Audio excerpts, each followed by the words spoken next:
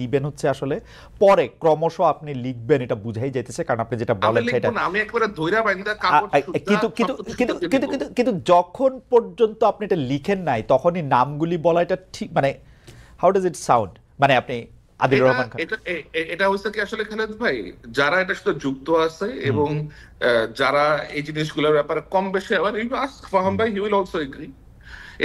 You ask any politically. না, এটা তো বোঝা গেল, ফাহাম যেহেতু উনাদের শত্রু, ফাহামও তো এই কথাই বলবেন তাইলে না আর না মানে। ফার্ম, আপনি আপনার যে of course you have a large circle back in Bangladesh, জি। You just run this things, you just run what I said, যে ওই স্পেসিফিক দরগা শরীফ, ওই একটা নিষিদ্ধ হ্যাঁ। ঘোষিত যে হুম পার্টি, এটারে অ্যাক্টিভ করতে যাচ্ছে কে, এটার হুম যে ব্যান আছে এটার ব্যানটা কে লিফট করতে চায়, গোলাম সারোয়ার নামে একটা ক্যারেক্টার আছে, এক হুম লয়ার, হুম হুম সে কোথায় কোথায় গিয়ে কোঅর্ডিনেট করে হুম। বেড়াচ্ছে, এগুলো সব আমরা জানি রে ভাই, কে কোথায় যাচ্ছে, everybody like we know all of this things, আচ্ছা, এগুলা সিক্রেট না। আমি আপনার কাছ থেকে কথাটা একটু কাইরা নিয়ে আমি একটু ফাহামের কাছে যাই। ফাহাম, একটা খেলার কথা বা একটা লক্ষ্যের কথা সায়ের কিছুটা বলল, আমি একটু জানতে পারি বা আপনি একটু বলতে পারেন যে এই লক্ষ্যটা আসলে কি, মানে বাংলাদেশটা কি করবে, মানে মানে কি হইলে সবাই আমি এই জানি না। সবাই খুব খুশি হবে, মানে সায়ের যে নামগুলি বললেন এবং যারা দেখতেছি যে বাংলাদেশে অনেক কিছু নিয়ে যাদের অনেক ক্ষোভ দুঃখ, সবাই খারাপ, কি হইলে বাংলাদেশটা একটু ভালো হবে, মানে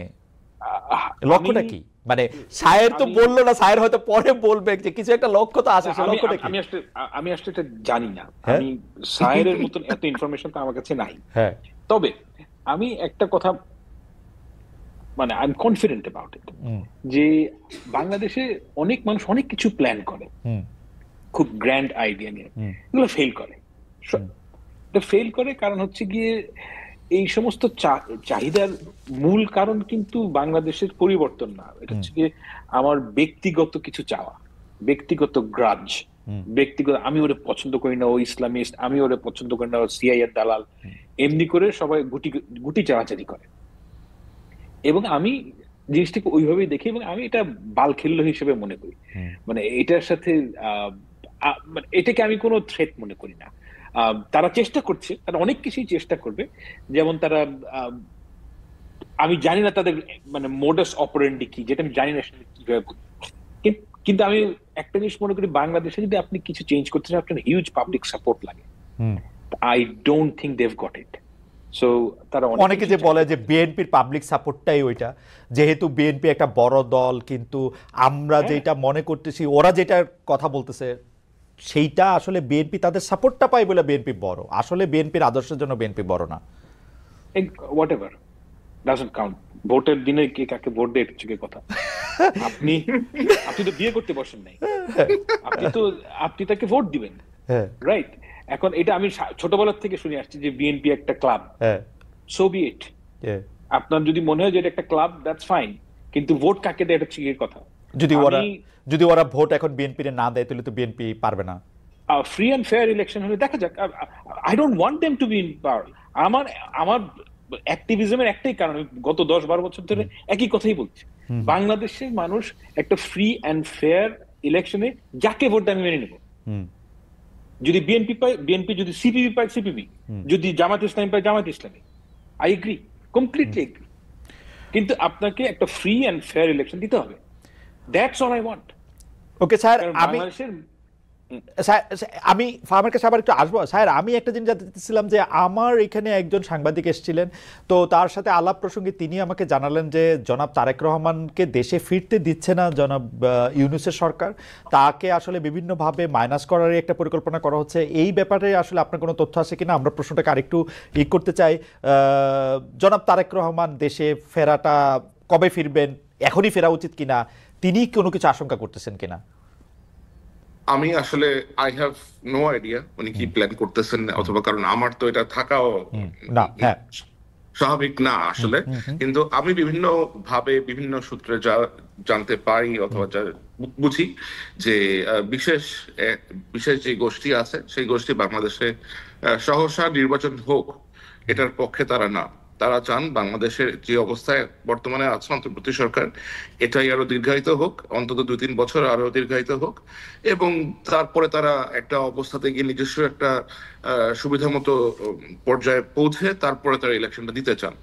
এবং তাদের ইলেকশনে ইলেকশন কন্ডাক্ট করতে তাদের কাছে অবশ্যই প্রথম বাধা হচ্ছে মূল যে পলিটিক্যাল পার্টিগুলো আছে, বিএনপি, জামাত, গণ অধিকার পরিষদ এবং অন্যান্য যে সমস্ত লাইক আপনার লিডারশিপ আছে তারা। সুতরাং অবশ্যই তারা তো চাইবেন না যে মিস্টার তারেক রহমান বাংলাদেশে যাক, বাংলাদেশে গিয়ে উনি ওনার লোকজনের সাথে ইনভলভ হোক। তো তার ফেরা ঠেকাতে অবশ্যই অনেকের অনেক রকমের তৎপরতা থাকতে পারে, বাট আমি নিশ্চিত না যে এরকম তৎপরতা আছে কিনা। বাট আমি বিএনপির লোকজনের কাছ থেকে আমি যতটা জানি যে উনি যথেষ্ট ইন্টারেস্টেড বাংলাদেশে ফেরত যেতে। ওনার মায়ের চিকিৎসা এখনো চলছে ইউকেতে, তো উনি হয়তো নিশ্চয়ই ওরকম একটা সুবিধাজনক সময় বাংলাদেশে ফেরত যাবেন। মানে এই প্রশ্ন ফাহাম যখন আরেকবার আসছিলেন, ফাহামকে আবার করছিলাম যে ফাহাম সে সময় একটা উত্তর দিয়েছিলেন যে এটা তো আসলে দেশের সকল ফোকাস ওদিকে চলে যাবে, কিন্তু দেশের সকল ফোকাস ওদিকে গেলে তো যাওয়াই তো উচিত মনে হয় এখন এই হানাহানি পারস্পরিক কাদা ছোড়াছড়ির মধ্যে। আপনার কাছে কি মনে হয় যে মানে উনি? আমার মনে হয় হি উইল লিভ, লাইক আমার মনে হয় he will travel to Bangladesh. খুব শীঘ্রই বোধহয় উনি যাবেন বাংলাদেশে। ফাহাম কি এটার একটা এক লাইনে কিছু বলবেন যে আপনার কি মনে হয়? আমার তো মনে হয় উনি যাবেনই অবশ্যই, কিন্তু কখন যাবেন এটা তো বলা খুব দুরূহ, কারণ এই মুহূর্তে তো ওনার মার চিকিৎসা চলছে। আর উনি বাংলাদেশে যাওয়াটা এটা একটা ঘটনা ঘটবে, তো আমার কাছে মনে হয় না যেটা হুট করে হওয়া সম্ভব। মানে উনি যদি প্ল্যানও করেন, হুট করে হওয়া এটা সম্ভব নয়। উনি তো আর আমার প্রোফাইলের মানুষটা যে আমি টিকিট কেটে চলে যাব। ওকে, আচ্ছা আচ্ছা, বুঝতে পারছি। মানে ওনার বোধহয় এখন আরো 2টা মামলা আছে, এখনো বোধহয় আরো 2টা মামলা পেন্ডিং আছে, এরকম কিছু একটা মামলা পেন্ডিং থাকলে তো আরো বেশি করে যাওয়া উচিত। কারণ হচ্ছে যে আপনি তো আপিল করতেছেন মামলা কোয়াশ করার জন্য, মামলার যে আসলে গ্রাউন্ডই নাই সেটার ক্ষেত্রে মিনিমাম আপনাকে আসলে কোর্টের সামনে হাজির হইতে হয় গত অন্যায় বলার জন্য। এইটা যে উনি অ্যাটর্নি জেনারেল ফাইল দিয়ে পাঠিয়ে দিয়েছেন এটা ঠিক হইতেছে না, আই এম টেলিং ইউ। এটা উনার হাজির হয়ে এগুলিকে বন্ধ করা উচিত। একদিন আসলে একদিন উড়ে যাবে সব, যেটা হলো আমার আন্ডারস্ট্যান্ডিং, সরকার যদি বাধা না দেয়। দুইটা মামলাতে বোধহয় ওনার সাজাও হয়ে আছে, বোধহয় কোন একটা মামলাতে সাজা হয়ে আছে। সাজা তো বাবর সাহেবেরও হয়েছিল, কিন্তু মানে ওগুলি তো আসলে যাই না। আচ্ছা স্বামী, যেটা নিয়ে আসলে আমরা কথা বলতে পারবো বা আমরা জানতে পারবো, ফাহাম যদি আমাদেরকে পরে জানান তাহলে হয়তো আমরা জানতে পারবো, নাইলে তার আমাদের পক্ষে জানা সম্ভব হচ্ছে না। কিন্তু আমি একই প্রশ্ন, মানে এখন কতগুলি গুচ্ছ প্রশ্ন করবো, কিন্তু একই প্রশ্ন আপনাদের দুজনকে করতে চাই। একটা হচ্ছে যে সায়েরকে দিয়ে শুরু করতে চাই। সায়ের, আপনি কি মনে করেন যে ডিজিএফআই যে দায়িত্ব 15, 17, 19, 22 বছর ধরে বাংলাদেশে করতেছিল সেরকম একটা ডিজিএফআই আমরা চাই কিনা? আমি একদম স্পেসিফিক 22 বললাম, কারণ হচ্ছে যে 2000 সালের আগে বা 25 বলতে পারি, 2000 সালের আগে আমরা ডিজিএফআইকে এত পলিটিক্স এত কিছু করতে, মানে প্রকাশ্যে করতে দেখি নাই, গোপনে করলে। অবশ্যই এরকম একটা ডিজিএফআই আমরা চাই না। আমরা এমন একটা গোয়েন্দা সংস্থা অথবা বাংলাদেশের গোয়েন্দা অর্গান আমরা এমন চাই যে গোয়েন্দা অর্গানের একটা গোয়েন্দা নীতিমালা আছে, যে গোয়েন্দা নীতিমালার অধীনে এই সংস্থাগুলো কাজ করবে। সেটা ডিজিএফআই হোক, এনএসআই হোক, এসবি হোক, যে যারাই হোক, এমআই হোক, এসএস হোক, like what ever it is, প্রত্যেকের জন্য প্রত্যেকটা প্রতিষ্ঠানের নীতিমালা থাকা উচিত, এবং এই নীতিমালার বাইরে যায় এরা এমন কিছু যেন করতে না পারে। এবং এদেরকে যেন কোনো পলিটিক্যাল পার্টি, যে পলিটিক্যাল সরকারই আসবে, একটা লেয়ারের পরে যেন এদের মধ্যে কোনো রকম পেনিট্রেশন না হয়। কারণ the moment you will allow political penetration within this like agencies, then it will collapse, it will go back to that square one again. কারণ এদেরকে ব্যবহার করেই কিন্তু আপনার রাজনৈতিক ব্যক্তিরা নিজ যে চেষ্টাগুলো আছে অথবা যে আকাঙ্ক্ষাগুলো আছে ওনার লাইক আপনি চরিতার্থ করে থাকেন। কিন্তু স্যার, আপনি তো আরো এই বিষয়ে বিশেষজ্ঞ। ফার্মের কাছে যাওয়ার আগে একটু জানতে চাই যে আধুনিক রাষ্ট্রগুলা কিন্তু এরকম একটা শক্তিকে তারা ব্যবহার করেই, মানে পাকিস্তান আইএসআই এর কথা, ইন্ডিয়ার রাষ্ট্রগুলা যেখানে বৈশাখী রাষ্ট্রগুলো এরকম শক্তি ব্যবহার করে, কিন্তু আমাদেরকে এখন ওই যে আপনাকে একটু আগে আমি বললাম যে কেবলা কোনো দিকে দেওয়া যাবে না, কেবলা বাংলাদেশের দিকেই দিতে হবে। এবং আধুনিক রাষ্ট্রগুলোর নিজস্ব ন্যারেটিভ তাদের আপনার প্রতিবেশীর প্রতিও সেট করে দেয়। তো আমাদের নিজস্ব দক্ষতা, নিজস্ব যে ক্যাপাসিটি আছে, ক্যাপাবিলিটি আছে, এগুলো আমাদেরকে বৃদ্ধি করতে হবে। এগুলো বৃদ্ধি করে আমাদেরকে এমন একটা পর্যায়ে পৌঁছাইতে হবে যেন আমাদের জন্য যেন একটু ন্যারেটিভ সেট না করতে, বরঞ্চ ওদেরকে যেন আমাদের জন্য ডিসাইড করতে হবে যে ভাই কিছু করতে যাবো, ট্রাভেল করতে যাবো, আমরা উল্টা বিপদের মধ্যে পড়ে যাবো। সো এদের সক্ষমতাটা বৃদ্ধি করতে হবে, এবং এর পিছনে রাজনৈতিক যে লিডারশিপ আছে এদের ওই ইন্টেনশনটা থাকতে হবে।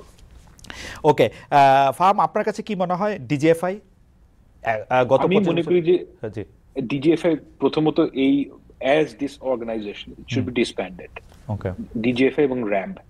কারণ এটা এই কারণে যে আমি এটা স্বীকার করি যে ডিজিএফআই এর মতন একটা প্রতিষ্ঠান বাংলাদেশে প্রয়োজন আছে, হুম, এই ব্যাপারে আমার কোনো তর্কের অবকাশ নেই। হুম, কিন্তু একটা একটা ব্যাপার কি, যে দেয়ার কামস এ টাইম যখন একটা জিনিস এত টক্সিক হয়ে যায় নামটা, যে ওই স্যালভেজ করা যায় না ওই টক্সিক ব্র্যান্ডটা। হুম, হুম। তো আমার কাছে মনে হয় যে ডিজিএফআই ধরনের একটা প্রতিষ্ঠান যে কোনো সার্বভৌম রাষ্ট্রের, যেগুলো লার্জ দেশ, কিন্তু অবশ্যই প্রয়োজনীয়। এই ওকে, এই প্রয়োজনের কথা আমি অস্বীকার করছি না, কিন্তু তবে ওইটা যে পলিটিক্যাল, যে যে কথাটা সায়ের বলবো, যে তার মানে এই না যে আমি আওয়ামী লীগকে সাইজ করব, বিএনপি কে সাইজ করব, জামাতকে সাইজ করব, সেই জন্য ডিজিএফআই থাকবে, ডিজিএফআই নিচের তলায় আপনার আয়নাঘর বানাবো, এই মানুষকে এখানে আপনাকে শাস্তি দেব, এইটা তো ডিজিএফআই এর কাজ হতে পারে না। ওকে, তো Exactly, হ্যাঁ। ওকে, তো এই জন্য আমার কাছে মনে হয় যে ডিজিএফআই কে ডিসব্যান্ড করা উচিত, আচ্ছা। করে একটা অন্য অন্য নাম ধরে একটা প্রতিষ্ঠান বানানো উচিত, যেটার ক্যাপাসিটি বিল্ড করতে হবে। প্রশ্ন নাম্বার 2, এটা আপনার দিয়ে শুরু, স্যারের কাছে আমি একটু পরে আসতেছি। সেইটা হলো যে ফরেন ইন্টেলিজেন্স উইং কি বাংলাদেশে অপারেট করতে দেওয়া উচিত ঘোষণা দিয়ে? আর ফরেন ইন্টেলিজেন্স উইং তো কেউ বলে কই আসে না, মানে তারা তো আসে অন্য গোপনে অন্য আসে। নামে, গোপনেই গোপনে আসে। আসে, মানে এটা আপনি কিন্তু- চাইলেই করতে পারবেন। কিন্তু সরকারকে জানায় তো আসে, সরকারের একটা খাতা তো না, থাকে, না, না। সরকারকে জানায় না, আসে না? সরকারের খাতায় থাকে, তার ডিফেন্স অ্যাটাশে হিসেবে আসে। আচ্ছা, হ্যাঁ, ওকে, তো ওকে। ফরেন সত্যি কথা বলতে কি, আমি কিন্তু কখনোই মনে করি না যে ওই মানে ইন্ডিয়ান মানে information gathering is dependent on them, আমরা নিজের এগিয়ে দিয়ে আসি, absolutely. Sir, foreign intelligence wing বাংলাদেশে ফরেন ইন্টেলিজেন্স উইং বাংলাদেশে এখন বিগত সরকারের সময় আমরা যেটা